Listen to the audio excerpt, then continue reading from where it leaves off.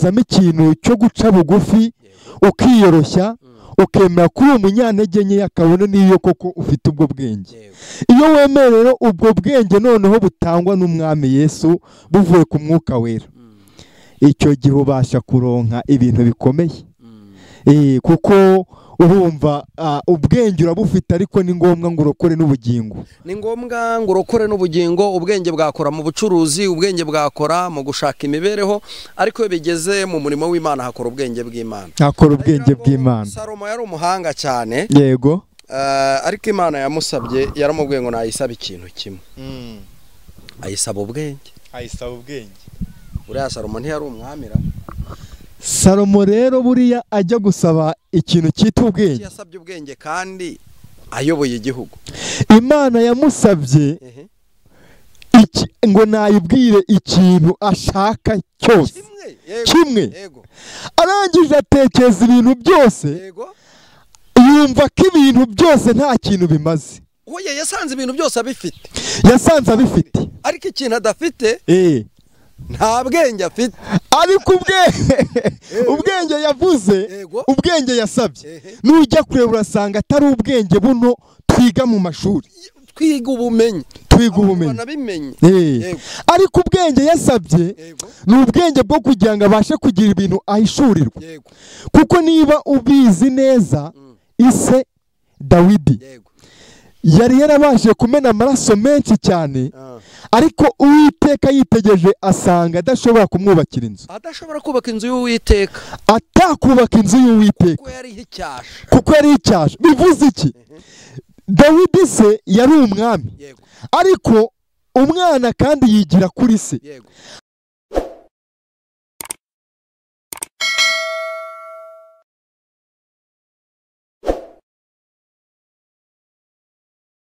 Reka twongere tubasuhuze kandi tubifurize amahoro y'Imana, umugisha Imana itanga ubane namwe mwese mudahwema kudukurikira umunsi ku munsi. Niyo mpamvu kuri uyu munsi twifuje kubana n'umutumirwa wacu umushya, n'ubwa mbere tubanye, ariko Imana yabikoze aza kubahiriza ubutumire bwacu. Reka tumusabe kugira ngo abasuhuze. Uraho neza? Muraho. Yesu ashimwe. Yesu umwami wacu nahimbazwe. Haleluya. Amen cyane. Izina ry'Uwiteka rihabwa icyubahiro iminsi yose. Yego. Abakunzi bacu batangiye kwibaza ngo mbega ninde turi kumwe ku Ruzabibu TV? Muri kuganira n'umugabo witwa Nzabandora Jean Peter. Yego. Turuka mu murenge wa Runda mu karere ka Kamonyi. Nkaba ndi umunyarwanda kandi nkaba mbyishimira. Haleluya. Nejejwe no kubana namwe rero muri ubu buryo bugendanye no kwamamaza ubutumwa bwiza bwa Yesu Kristo. Yego. Imana iguhereze umugisha. Murakoze cyane. Iyo twakira umuvugabutumwa yivuga aca mu cyanditswe, twakiriye umuririmbyi araririmba, umuntu wese twakiriye uri mu bintu by'Imana tumwakira mu mpano ye. Twakire mu munota umwe cyangwa amasegonda 30. Murakoze. Ndi umuhanzi, nkunda ibintu bigendanye no kuririmba, ariko n'ijambo ry'Imana naryo niryo. Yego. Ariko ndumva nabasuhuza mu buryo bugendanye no kuririmba. Karibuni. Nejejwe no kuba ndi hano. Mureke ndirimba indirimbo ntoya irimo kumfasha. Ndaririmba agace gatoya kugira ngo dukomeze kuryoherwa n'uyu munsi Imana iduhaye. Amen. Nshatse kugukurikira buri munsi mwami Yesu, mu gihe cy'umunezero cyatse no mu mubabaro, ubwo watubanjirije tuje tugukurikiye, tuzi rwose kuri hafi yo kutugeza mu ijuru. Murakoze cyane. Ubwo watubanjirije tuje tugukurikiye tuzi rwose kuri hafi yo kutugeza mu ijuru. Ndinde mwami Yesu ntunganyiriza imigambi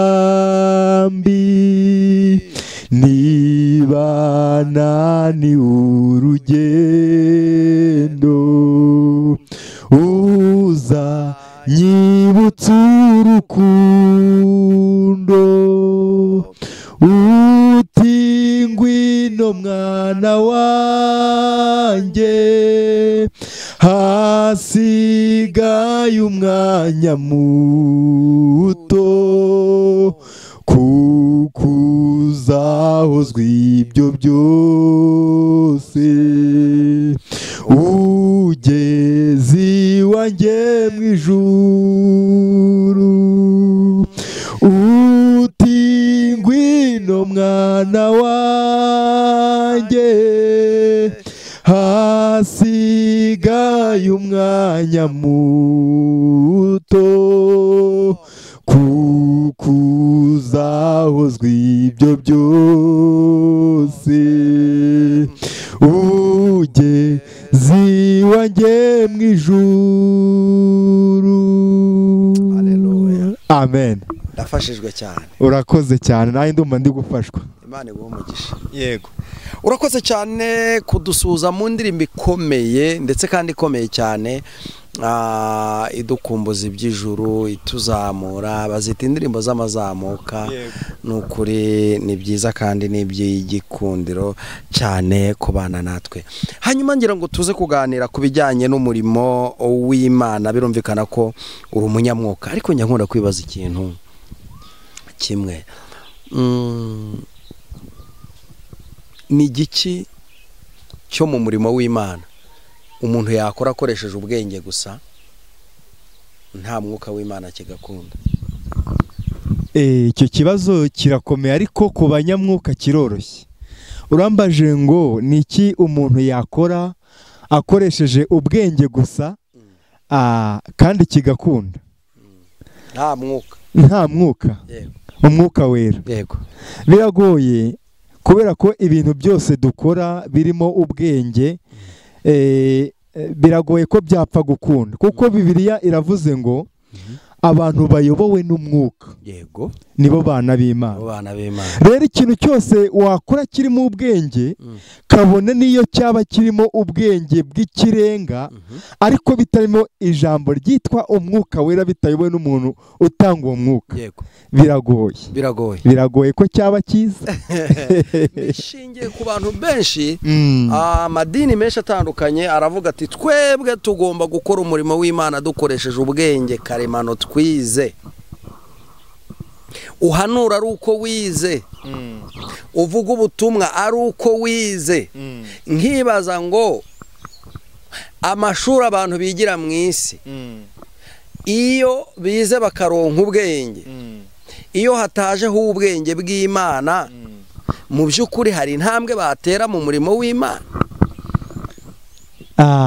Abantu nibyo ubumenyi buba bukenewe, ndetse ni na byiza ko dutunga abo bantu bakoresha ibintu bigendanye n'ubwenge, nabo turabakenera. Ariko iyo tugeze muri ibi bintu by'uyu mugabo mwene Mariya, ntago hazamo ibintu by'ubwenge, hazamo ikintu cyo guca bugufi ukiyoroshya, ukemera kuri umunyantege nke, akabona n'iyo koko ufite ubwo bwenge. Iyo wemerera ubwo bwenge noneho butangwa n'Umwami Yesu buvuye ku mwuka wera, icyo gihe ubasha kuronka ibintu bikomeye.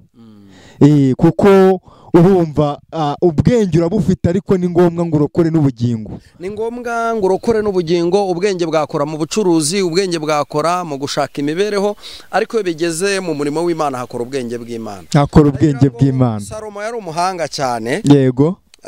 Ariko Imana yamusabye, yaramubwiye ngo nayisaba ikintu kimwe. Ayisaba ubwenge.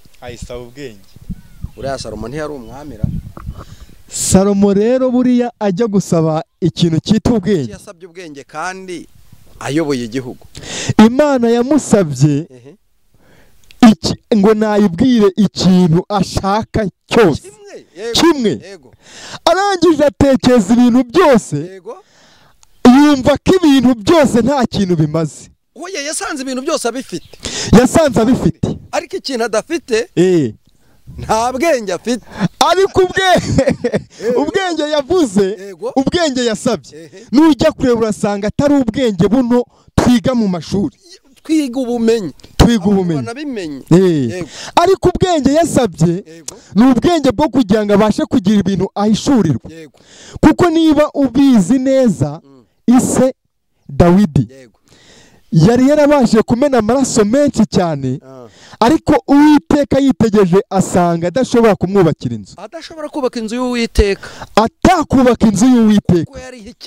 Kuko yari icyasha. Bivuze iki? Dawidi se yari umwami, ariko umwana kandi yigira kuri se. Ariko ku bintu byose yarakoze, abona yuko Uwiteka atigeze akundira kubaka inzu y'Uwiteka.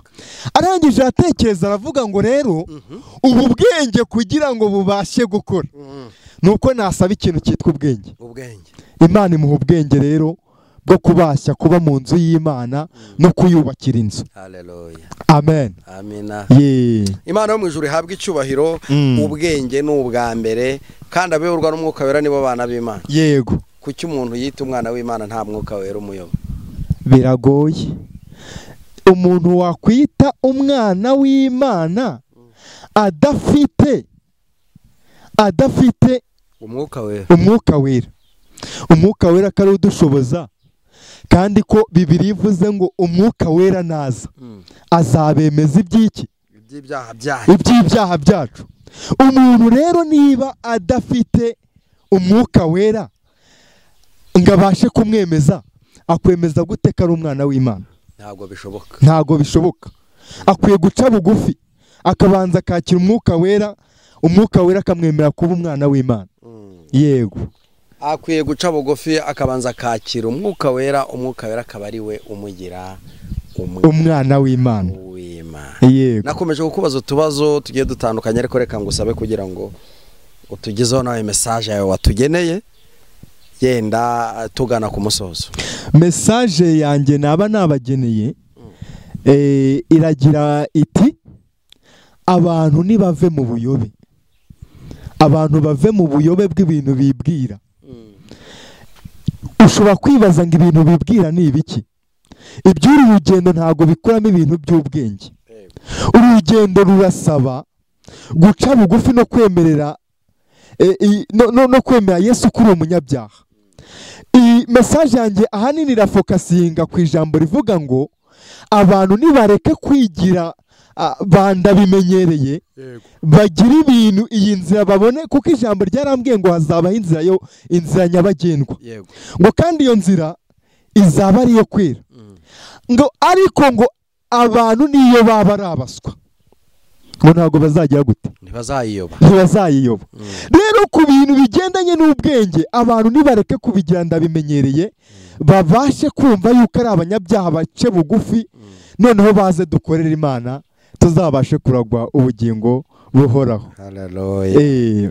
Imana amore habwe icyo. Murakoze cyane. Message yanjye yari iyo ngiyo. Utamukije message ikomeye, kandi mu by'ukuri uretse ko abantu batacyumva ariko baba babwiwe. Uvuze ikintu gikomeye cyane. Hanyuma makuru mfite nuko nawe ufite YouTube channel. Yego. Reka ngusabe kugira ngo uyitangarize abadukurikira, nurangiza usenge Imana. YouTube channel yanjye iriho indirimbo zaririmbiwe Imana. Yego. Ndi umukozi w'Imana, ariko mu bintu bigendanye no kuririmba mba numva mbikunze cyane. YouTube channel yanjye rero abantu bashobora kunkurikiranaho yitwa Izabiringaniza TV. Iyo ukanze Izabiringaniza TV utangira kubona izo ndirimbo zaririmbiwe Imana, ukumva ikintu Imana igushakaho, ukumva n'iki Imana ivuganye nawe muri izo ndirimbo. reka tugushimire. Murakoze cyane. Urabona isengesho. Reka dusenge Imana, kandi namwe turabashima ko mwakoze kuduha uyu mwanya ngo tubashe kuganira. Amen. Reka dusenge. Turagushimye Mana nkuru, tugushimiye ko wera kandi ukiranuka, tugushimiye ko uhereye kera kose nta mana izayakubanjije nta n'izaguheruka. Uri muremure cyane, uri Alufa, uri Omega, uri itangiriro ry'ubuzima bwacu ndetse n'ubugingo bwacu.